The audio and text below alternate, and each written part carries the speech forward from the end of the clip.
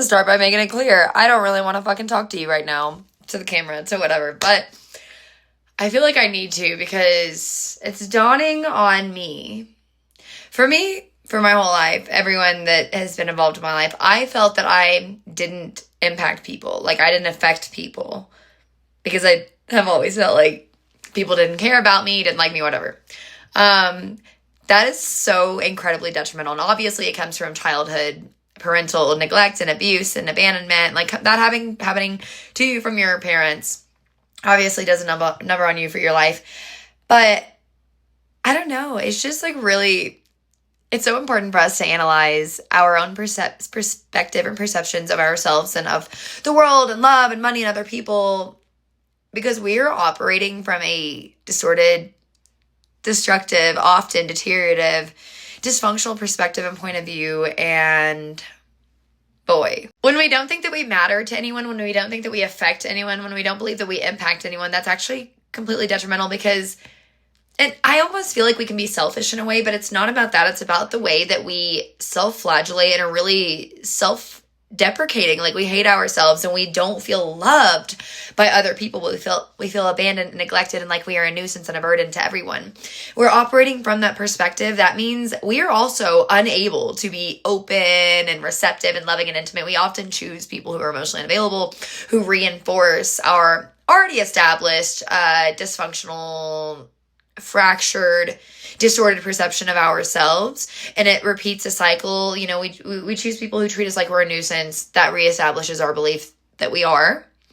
And people who seem like they don't care about us reestablishes our belief that we don't matter enough to impact other people. But that's false because we're social beings. We have relationships because we impact other people. That's just the way it is. Although, basically, we can treat people like accessories. We cannot really hold space for or be there for people when we don't feel like we matter, when we don't feel like we impact people, because we are disconnected, detached, and distorted, and we're at war within ourselves all the time because we care, but we don't want to show that we care too much. We want other people to care about us, but we don't know how to read their signals and signs they do care. So oftentimes we're rejecting and avoiding and denying so much growth. And obviously this starts when we're so young that is unconscious. We're not aware of it.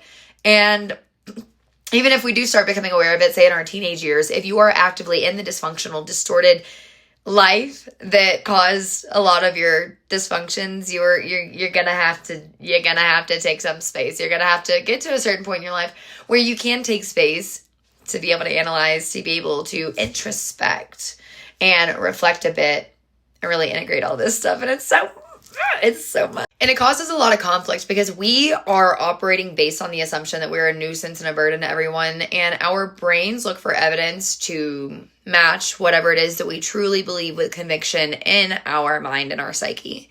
So we can be actively rejecting a person's bid for connection and love, be treating them, say, as the enemy, and it creates conflict and distortion, obviously disconnection, and like it's from trauma, so like you don't fully understand it, the other person doesn't understand it, and these types of things goes in a lot of different directions. This can happen with self-neglect and martyrdom. We're doing it to ourselves. We don't realize it. The other person doesn't realize it. We're overgiving and doing too much and burning ourselves out, and then it creates resentment and contempt, and that's a whole nother subject. But and whatever we reject within ourselves, whatever expression, whatever emotions, whatever sensitivities and vulnerabilities, whatever intimacy that we are not comfortable with integrating, exploring, interacting with, engaging with within ourselves, we are going to reject within other people. And this is another distortion, a common thing that happens, miscommunication, because we are all human beings.